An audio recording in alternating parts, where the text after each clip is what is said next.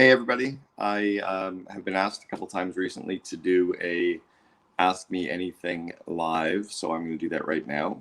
And I have a couple of questions that were just sent in a week or so ago on social media, so I'll answer those now. But if you have any questions for me, drop them into the comments about your business, and I'll answer those live as well. So, obviously my expertise is around operations, execution, culture, growth, PR, meetings, strategic thinking, anything about the operations of growing a world-class company. If you want to ask any questions around that, also anything about the CEO COO relationship as well. So the first question I've got is, what does a good operations person even do? So I'm glad this is from Daniel Dembski. I'm glad you actually even mentioned an operations person, because I'm hearing a lot of people just use titles all the time. Like, what does a CFO do, or what does a COO do? And the reality is that it really depends on the actual business that you're in, and it depends on the roles and responsibilities that have been delegated to everybody on the actual leadership team. So if you think about your leadership team right now, and you've got the CEO of a leadership team, what is the CEO's role? And then what are the strengths of the CEO? What are the weaknesses of the CEO? What are the areas the CEO doesn't love? And delegate everything except genius. So a really good operations person, if they're the second in command to the entrepreneur, should be taking anything off the CEO's plate that they suck at, that they're not good at, that they don't love doing, and then delegate everything except genius. And I also really think we have to be careful with giving out titles that are too big. Tie the title to the actual roles and responsibilities of the person. Don't just throw the actual titles out there. So as an example, let's say you have somebody who's the head of finance. Your head of finance could be a controller, or a director of finance, or a VP of finance, or a CFO. If you've got a head of marketing, it could be a marketing manager, director of marketing, VP of marketing, CMO, etc. So just be careful that you don't call your second in command a COO unless that's truly matching up to their roles and responsibilities, because they could be a general manager, operations manager, VP ops, etc. So that's a reasonable start. Next one somebody said is, start focusing on saving costs and drive more added value. Yeah, right now I think there's been such a huge kind of shift in the global landscape in business for the last number of months. The businesses are a little bit skittish, a little bit nervous. I would be actually investing my time and energy into growing gross margin and growing revenue, because the reality is when you focus on revenue, you'll actually be able to solve every problem. There's not a single problem that exists that a check can't solve. Joe Polish has said that forever. I think that was Dan Kennedy is the one who actually coined that phrase. But if your business is sitting focusing on cost cutting, you're going to get more of that. But if you sit and focus on growth, you focus on revenue, then I think you're actually going to really see more of that. So where your focus goes, energy flows. Stephen Palter said, rocking the toenail polish. Yeah, I've been painting my toenails for a couple of years just for fun. I did it on a dare, and now every time I look at my toes, I laugh. So yeah, I've been painting my toenails. Right now, they're kind of like a wine color. I think I'm going with orange for Halloween next. Let's see. Next question was, probably sick of it now, but can't get enough of the vision stuff. Can you go about articulating the vision for a lawyer? So the idea with a vivid vision in a company, what was happening in companies in the past is we used to have a vision statement or a mission statement, and that was how we were trying to align people. But the reality was, it didn't explain how our customer engagement was going to be. The vision statement didn't necessarily explain what marketing looked like. It didn't explain our meeting rhythms. It didn't explain our office environment, our company culture. And I think what happened was, the entrepreneur has in their mind a vision of what they want their company to look like in the future. But if they don't articulate that to their customers, their suppliers, and their employees, then everybody else starts making it up as they go. So the idea with a vivid vision is clearly articulating in a 4 or 5 page written document what the future of your business looks like, acts like, and feels like, and then sharing that 4 or 5 page document with everybody so they can start to read your mind. And every sentence becomes a future state. And if you're driving towards that future state, you'll start figuring out how to make that come true. So I think that's the power of using that vivid vision. If I was a trial lawyer, I might be thinking about, how am I going to show up in court? How am I going to be working with the courts? How am I going to be, working with my teams? And you're going to describe your mannerisms. You'll describe your demeanor. You'll describe your preparation. You describe the way that you're feeling. And you're trying to actually anchor yourself in that moment so that when you're actually performing, either in your role or running your company, you can start performing a little bit more on instinct. So Robert Kinsler's got a question about any insight on division level COO style positions. How might one approach that differently than a global COO? So I'm going to take a stab at what you're meaning, division level COO style. Again, I think it goes back to the title. Are you talking about like a director of marketing versus a, a COO for a company? So if you're the head of a business area, I think again, you have to actually really take a look at what are the roles and responsibilities of that business area. Or let's say that you're an entrepreneur who maybe has, a number of companies that you're operating.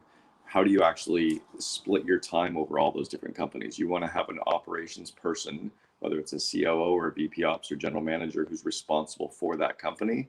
And then you kind of have different operating models, different operating plans, different operating divisions for each of those businesses.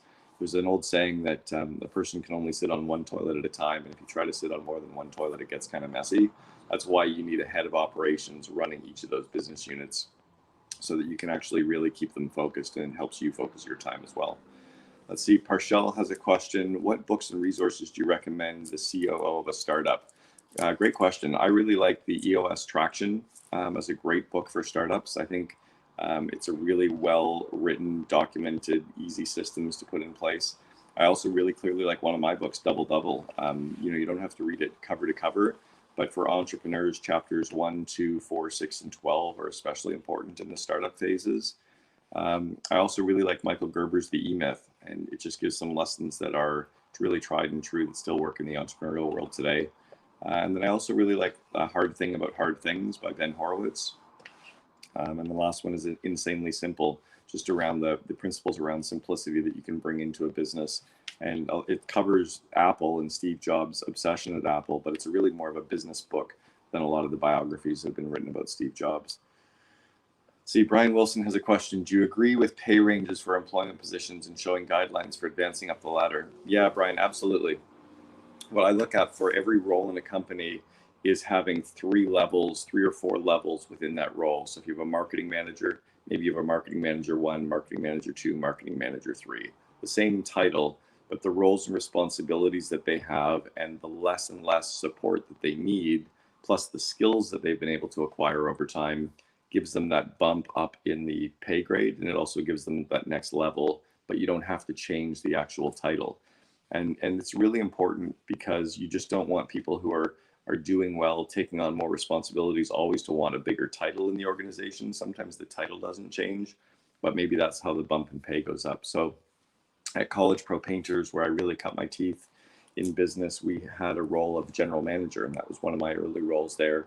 And the general manager was responsible for recruiting, training, and coaching franchisees. So every year we would have to go out and recruit and train them. My first year I had 16 franchisees, and I was a district manager. That was the level 1 of a general manager. The next year I was a senior district manager, which was a level 2 of a general manager. We all had the same title, general manager, but I had more franchisees in my second year. I had 21. In my third year, I was a business manager, and I had more responsibility. I had P&L responsibility. I had a field advisor that worked underneath me. I managed about 30 franchisees, and I didn't get as much or need as much support from my VP. And then later on, I went on to a 4th level of a general manager, but it was still the general manager role. But now I was opening up multiple states. So yeah, if you put in place the roles and responsibilities, the skill director, skill levels that people need to achieve, or skill development they need to be getting, that's how you can give them a bump in pay, but you don't have to give them a bump in title. Joel Hansen has a question. What have you learned most about how you operate during this new remote world? So I've always worked remote, or I have for 13 years. I've been coaching CEOs globally for 13 and a half years now. Started with Skype, and then I was on Zoom about 6 years ago. So no real change for me. I'm missing the travel for sure. I really miss the global travel. I miss going to the conferences. I've been going to the Genius Network and War Room and Baby Bathwater and the TED conference for years, mastermind talks, and really was looking forward to being back at a bunch of conferences and events this year. So certainly missing on that, but I'm getting ready to start living globally and running my business from being more global as well. My plan is to spend 1 or 2 months every quarter living in different cities around the world, and then probably spending 1 or 2 months, back in North America, and do that for about a year or so. And then after a year or two, really ease into living globally fully. I've got a list of about 32 cities that I want to live in. I've got 1 to 3 months per city, and I just want to start living more global. So my kids are a little older, they're 17 and 19. So that's what I'm kind of thinking about in terms of the remote world. I'm also definitely not seeing a huge rush for businesses moving back to their offices. Did an interview that's going to come out on the Second in Command podcast in about 2 weeks with the second in command for Wikipedia. And it's the Wikimedia group that oversees Wikipedia. And she was saying that they've got around 450 employees, and they've already told their employees to not plan to go back to their offices in San Francisco until June 2021. So they're already pushing out 10 months saying don't even plan to go back to work. So huge shift's going to happen in the real estate world for sure. Another question from Rob Kinsler. What would you say is the difference between a director level position versus a C-suite position in a small business, particularly relatively diverse small business? Yeah, so again, Rob, I think it really goes back to title inflation. I think we're giving out titles that are too big. 20 years ago, to have a C-level title, to be a CEO or a CFO or a CTO or a CMO, you had to be a major, major employee at a major, major company. You just didn't get C-level employees at small companies. If you were a 20-person or a 50-person company, most of them didn't even have vice president titles. They had director or manager titles. But what happened over the years is, I think Gen X started to get a little lazy. So my demo, from the kind of current 40-year-olds to the current 55-year-olds, we got a little lazy and we gave out titles. And we gave out titles because it doesn't really matter. We'll just give the person a title. And it was kind of like giving away equity, giving away good compensation. We gave away titles a little more freely, and we ended up getting title inflation inside of our companies. So I think there's no real difference in terms of the skills that are required. I think we often give out the titles too early based on the roles and responsibilities and the pay level. So even for me, I run an organization called the COO Alliance. We've got second in commands. We've got people with the president title, with the GM title, with the VP Ops title. It doesn't matter as long as you're the second in command to the entrepreneur. They pay $7,500 a year to be a member, and we have 12 monthly online events. But every one of the members of the COO Alliance has a different title.